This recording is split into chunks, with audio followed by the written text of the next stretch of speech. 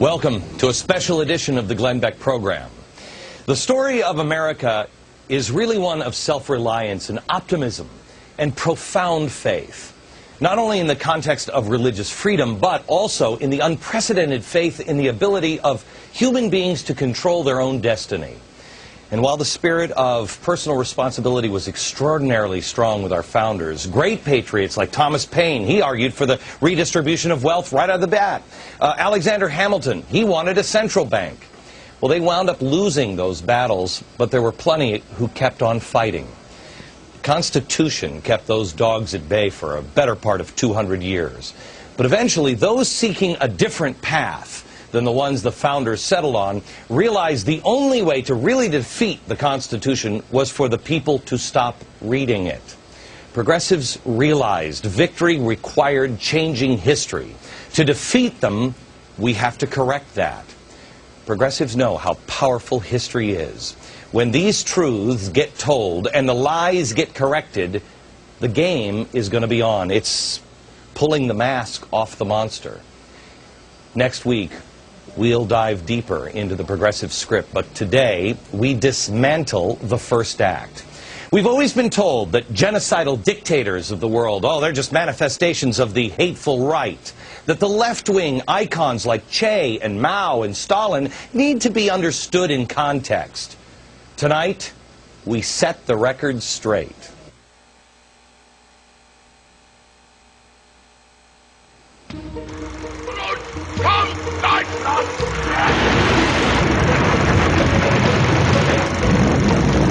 The mighty war machine just might have told it.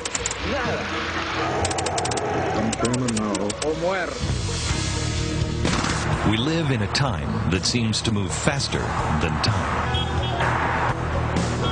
A place that seems to have no place for the truth. A reality that seems to have no connection to reality. So, to get our feet on solid ground in the future, we must first walk through the past with our eyes wide open. Government is not the solution to our problem. Government is the problem.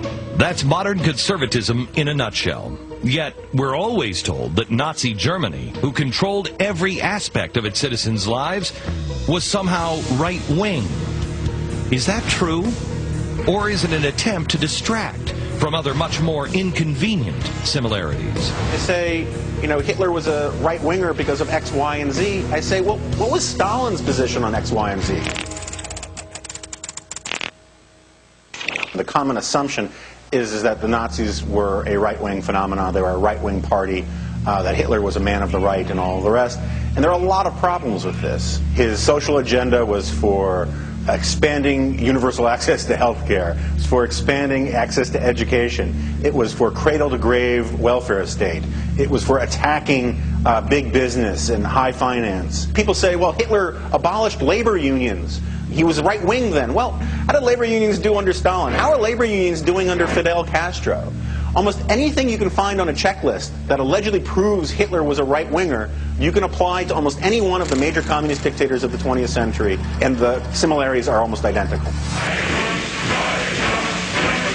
Today, this idea may seem controversial, but as the Nazis were rising to power, it wasn't controversial. It was common knowledge. November 28, 1925, a tiny article printed in the New York Times describing the early internal struggle for the identity of the Nazis.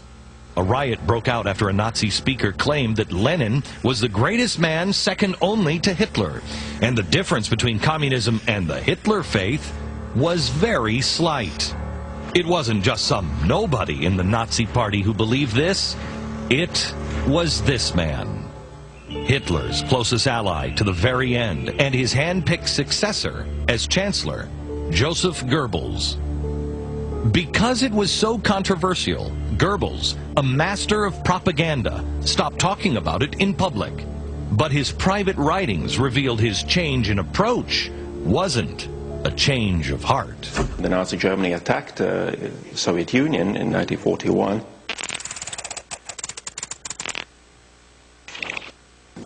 Just a week before that, he wrote in his diary that the goal of the Nazi Germany would be to destroy this Jewish Bolshevism in the Soviet Union, as they described it, and instead of that, build the true socialism. That's what he wrote in his diary. And of course, Goebbels was a liar, but why would he lie to his own diary? The red shirts and the brown shirts in Germany had all sorts of members who were members of one group joining the other group and vice versa. They saw themselves as equally revolutionary organizations fighting each other for control. The Nazis versus the Bolsheviks in Germany was really a case of Coke versus Pepsi. Even as the Nazis were taking control of France, the French communist newspaper found reason to celebrate. In these sad times, it is exceptionally comforting to see many Parisian workers talking to German soldiers as friends in the street or at the corner cafe.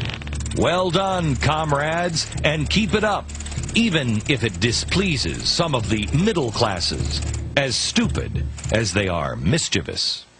The communists in the Reichstag voted almost uniformly with the Nazis. They voted in lockstep, and the slogan for the communists in the Reichstag was, "First brown, then red."